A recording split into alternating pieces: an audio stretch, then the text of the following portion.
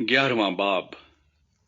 جب وہ یروشلیم کے نزدیک زیتون کے پہاڑ پر بیت فگے اور بیت انیا کے پاس آئے تو اس نے اپنے شاگردوں میں سے 2 کو بھیجا اور ان سے کہا کہ اپنے سامنے کے گاؤں میں جاؤ اور اس میں داخل ہوتے ہی ایک گدھی کا بچہ بندھا ہوا تمہیں ملے گا جس پر کوئی آدمی اب تک سوار نہیں ہوا، اسے کھول لاؤ۔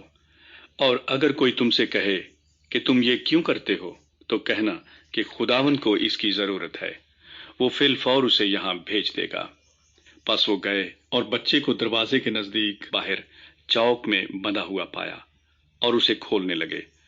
مگر جو لوگ وہاں کھڑے تھے ان میں سے بعض نے ان سے کہا، یہ کیا کرتے ہو کہ گدھی کا بچہ کھولتے ہو؟ انہوں نے جیسا یسوع نے کہا تھا ویسا ہی ان سے کہہ دیا اور انہوں نے ان کو جانے دیا۔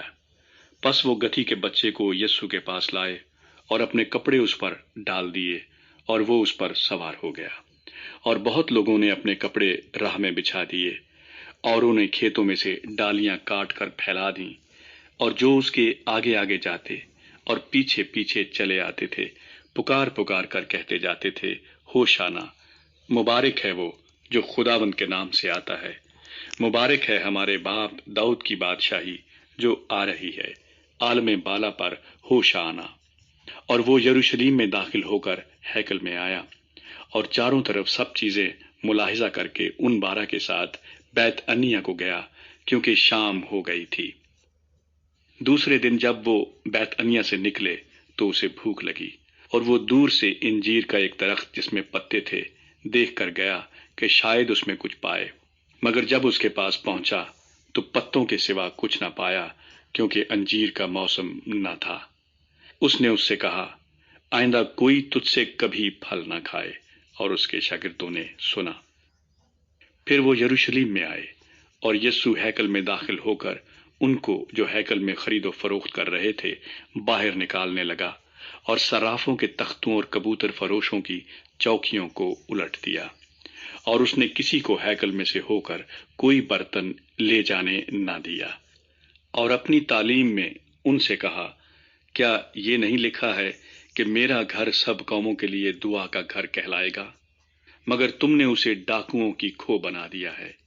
اور سردار کاہن اور فقیہ یہ سن کر اس کے ہلاک کرنے کا موقع ڈھونڈنے لگے، کیونکہ اس سے ڈرتے تھے، اس لیے کہ سب لوگ اس کی تعلیم سے حیران تھے۔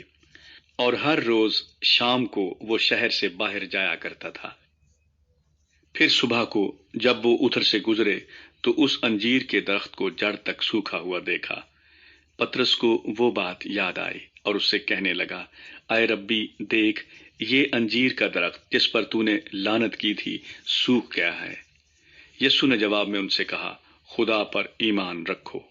میں تم سے سچ کہتا ہوں کہ جو کوئی اس پہاڑ سے کہے تو اکھڑ جا اور سمندر میں جا پڑ، اور اپنے دل میں شک نہ کرے بلکہ یقین کرے کہ جو کہتا ہے وہ ہو جائے گا، تو اس کے لیے وہی ہوگا۔ اس لیے میں تم سے کہتا ہوں کہ جو کچھ تم دعا میں مانگتے ہو یقین کرو کہ تم کو مل گیا، اور وہ تم کو مل جائے گا۔ اور جب کبھی تم کھڑے ہوئے دعا کرتے ہو، اگر تمہیں کسی سے کچھ شکایت ہو تو اسے معاف کرو، تاکہ تمہارا باپ بھی جو آسمان پر ہے تمہارے گناہ معاف کرے۔ اور اگر تم معاف نہ کرو گے تو تمہارا باپ جو آسمان پر ہے تمہارے گناہ بھی معاف نہ کرے گا۔ وہ پھر یروشلیم میں آئے، اور جب وہ ہیکل میں پھر رہا تھا تو سردار کاہن اور فقیہ اور بزرگ اس کے پاس آئے اور اس سے کہنے لگے، تو ان کاموں کو کس اختیار سے کرتا ہے، یا کس نے تجھے یہ اختیار دیا کہ ان کاموں کو کرے؟ یسوع نے ان سے کہا، میں تم سے ایک بات پوچھتا ہوں، تم جواب دو تو میں تم کو بتاؤں گا کہ ان کاموں کو کس اختیار سے کرتا ہوں۔ یوحنا کا بپتسمہ آسمان کی طرف سے تھا یا انسان کی طرف سے؟ مجھے جواب دو۔ وہ آپس میں کہنے لگے کہ اگر ہم کہیں آسمان کی طرف سے تو وہ کہے گا، پھر تم نے کیوں اس کا یقین نہ کیا؟ اور اگر کہیں انسان کی طرف سے تو لوگوں کا ڈر تھا، اس لیے کہ سب لوگ واقعی یوحنا کو نبی جانتے تھے۔ پس انہوں نے جواب میں یسوع سے کہا، ہم نہیں جانتے۔ یسوع نے ان سے کہا، میں بھی تم کو نہیں بتاتا کہ ان کاموں کو کس اختیار سے کرتا ہوں۔